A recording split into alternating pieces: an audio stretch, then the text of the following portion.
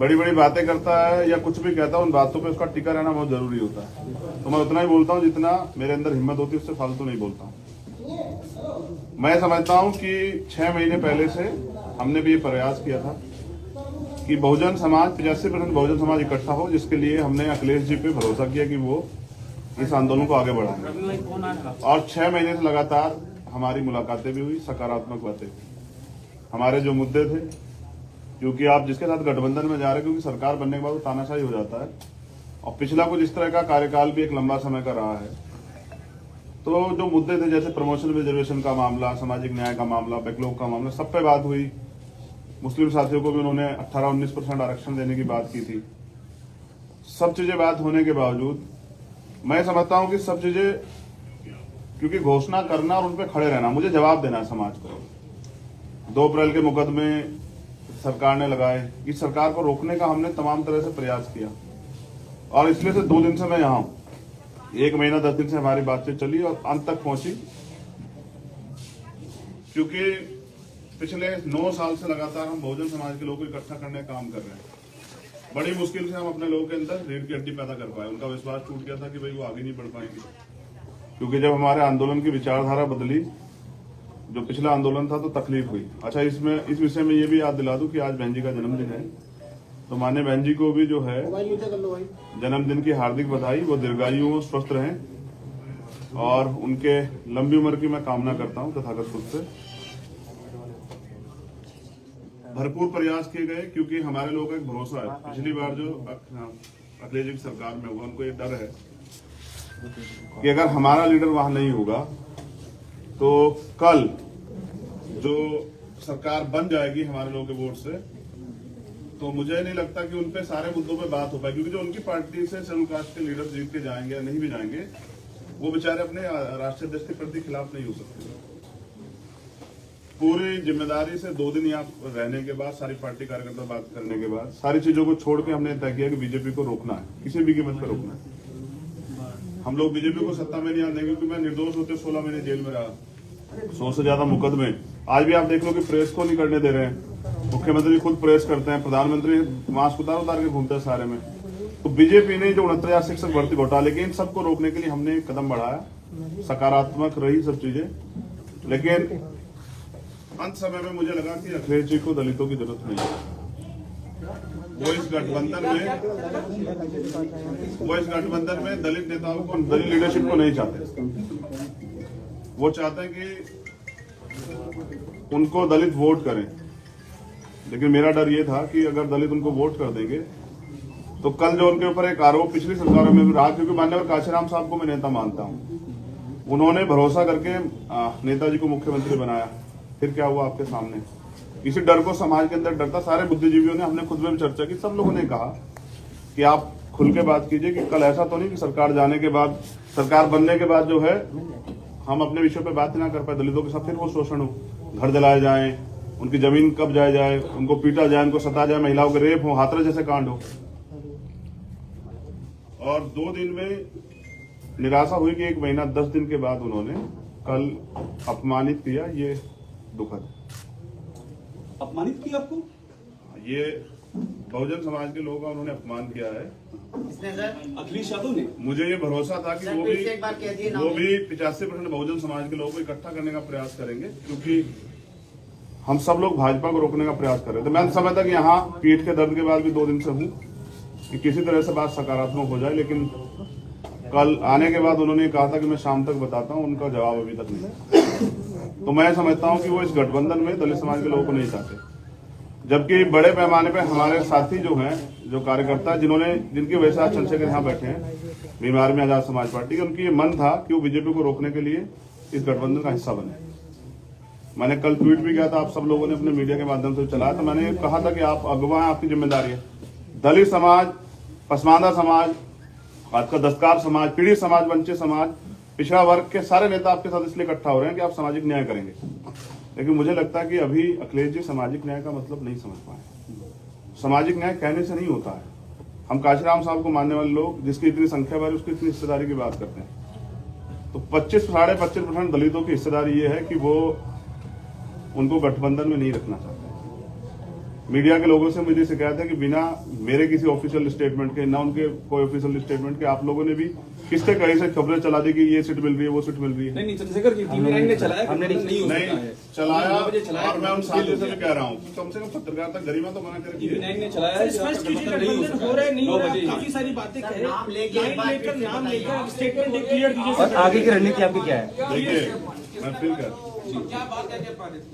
मैं यही कह रहा हूँ ना कि 1 महीना 10 दिन से उन्होंने हमसे बात की, तय करके रखा, और हमसे कहा कि आप परेशान मत हो।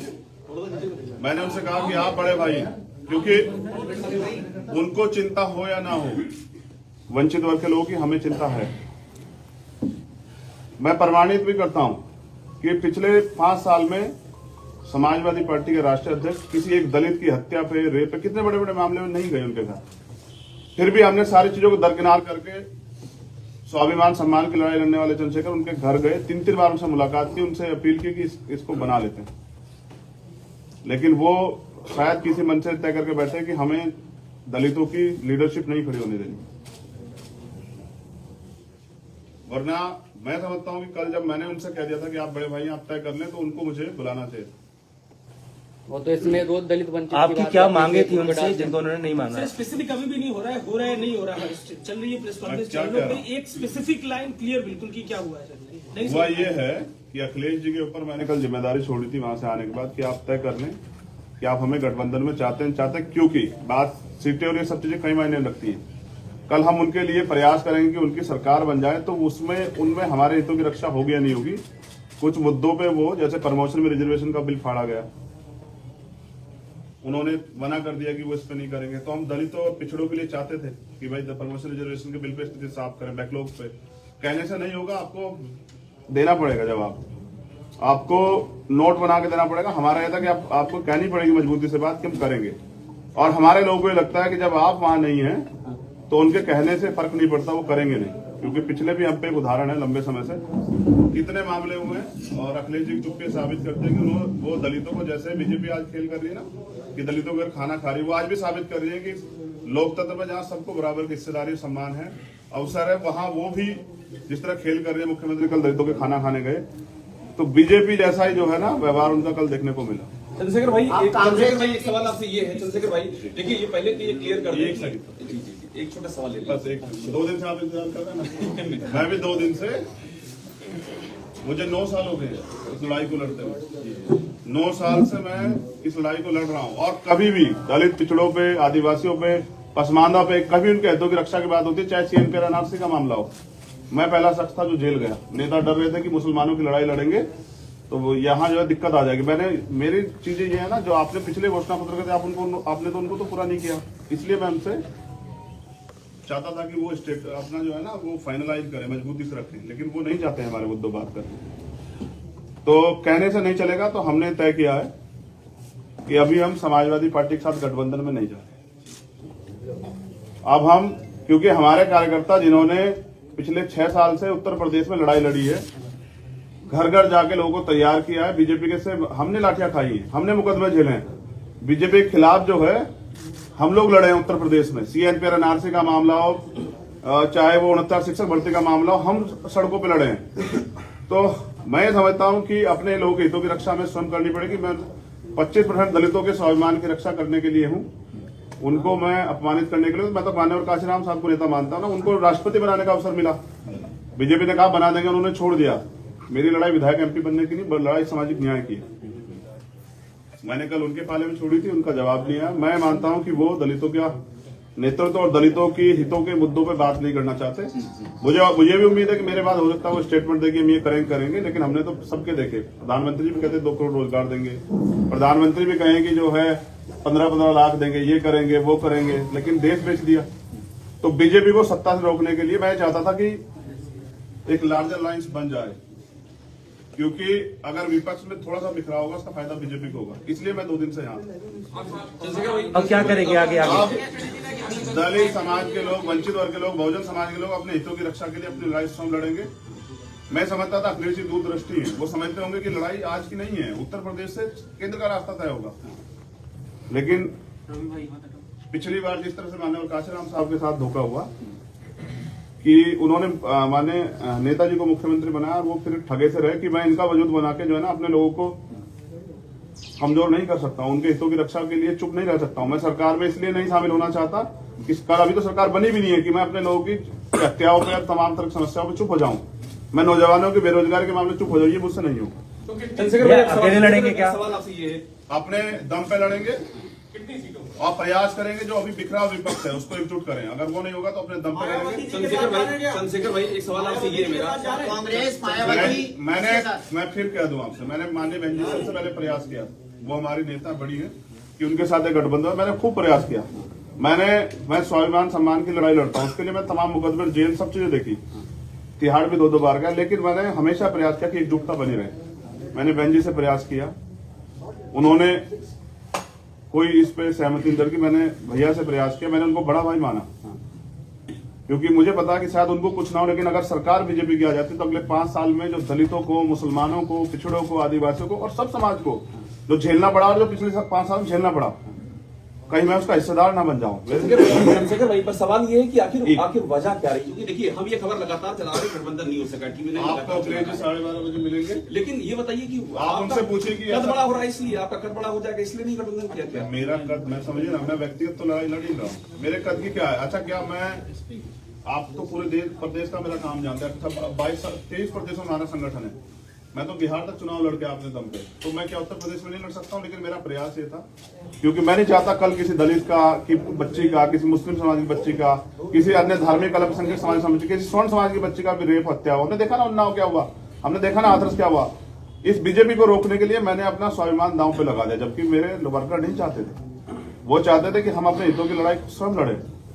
रमण साहब, मेरा एक सवाल आपसे ये है कि आप दूसरे असदुद्दीन ओवैसी हो गए हैं, क्योंकि ओवैसी के साथ भी कोई गठबंधन नहीं कर रहा है, आपको भी कोई अपने प्लेटफॉर्म पे नहीं लाना चाह रहा है। देखिए मैं क्या कह रहा हूँ, जब कोई अपने हितों के लिए लड़ता है ना तो वो उसको फिर कुछ ना कुछ तो सहना पड़ता। देखिए मैं सत्ता की, मेरी लड़ाई सत्ता कभी थी नहीं, ओवैसी के साथ सत्ता का सहारा लेके व्यवस्था परिवर्तन की लड़ाई थी। सत्ता को मैंने, जब सत्ता की बात चल रही थी ना, लोग चुनाव तैयारी कर रहे थे, तो मैं आंदोलन लड़ रहा था 2 तारीख को, 2 जनवरी को भोपाल में, जो पिछड़े वर्ग के हितों की रक्षा के लिए उनका आरक्षण जब खत्म किया गया तो सरकार के खिलाफ लड़ रहा था। अभी आपने सर एक महत्वपूर्ण बात भैया, की, ये आप विपक्ष को एकजुट करेंगे, तो वो कौन लोग होंगे जिनको आप एकजुट करेंगे? मेरा प्रयास रहेगा, मैं सभी लोगों नाम से, लेके बताइए सर, नाम मैं लेके क्या कह रहा हूँ, अब आप अगर आप ये भी सोचते हैं ना कि मुझसे तो नाम लेने की उम्मीद करते हैं, आप जाके उनसे पूछेगा कि आपने ऐसा क्यों किया। जब आप पूछेंगे तो मैं पर्सनली आपको नाम लेके बताऊंगा। मेरा काम है कि जो बटा हुआ विपक्ष है वही करो, और मैं इसके लिए 2 दिन और प्रयास करूंगा पूरी जिम्मेदारी से। नहीं होगा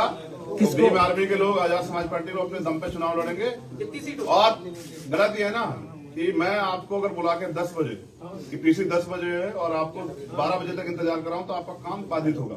मुझे ऐसा लगता है मेरे साथ यही हुआ कि पिछले 2 महीने से हमसे कहा गया कि आप जो है ना हमारे साथ मिलकर वो करेंगे। हमारा प्रयास था, हमारा समाज चाहता था कि बीजेपी से किस तरह से छुटकारा मिले, और हम लड़े 5 साल। किसी का मामला हो, उन्नाव का हो, हाथरस का हो, जौनपुर का हो, 4 दलितों की हत्या की जाती, कभी कोई व्यक्ति नहीं जाता है। प्रयागराज में 4 दलितों के सामने 2 उसकी माँ और बच्ची के साथ हत्या होती है। आपने कुछ सीटों की मांग की थी क्या अखिलेश जी से कि बात हिस्सेदारी की है, जिसकी इतनी संख्या वाली उसकी इतनी हिस्सेदारी। आपको 3 सीटें, चंद्रशेखर भाई आपको 3 सीटें दे रहे थे, हमारी जानकारी है, और उसमें 2 सीटें कह रहे थे आप उनके सिंबल पे लड़िए। तो मैं क्या कह रहा हूँ, ये आप उनसे पूछेगा कि दे रहे थे या नहीं दे रहे थे। आजाद भाई, TV9 का आखिरी सवाल, आजाद भाई TV9 का आखिरी सवाल ये है कि आप किसको अप्रोच करेंगे, प्रियंका जी को, बहन जी को, या फिर अगर बात नहीं बनती तो अकेले कितनी सीटों पर लड़ेंगे? मैंने कहा कि मैंने हमेशा प्रयास किया, लेकिन लड़ाई जो है ना यहाँ इस प्रदेश में महिला सुरक्षा की है, ये लड़ाई इस प्रदेश में हक अधिकार की लड़ाई, इस देश में बुनियादी है, मुद्दों की राजनीति है। मैं धर्म और उसकी राजनीति में नहीं जाता हूँ कभी, लड़ाई मुद्दों की राजनीति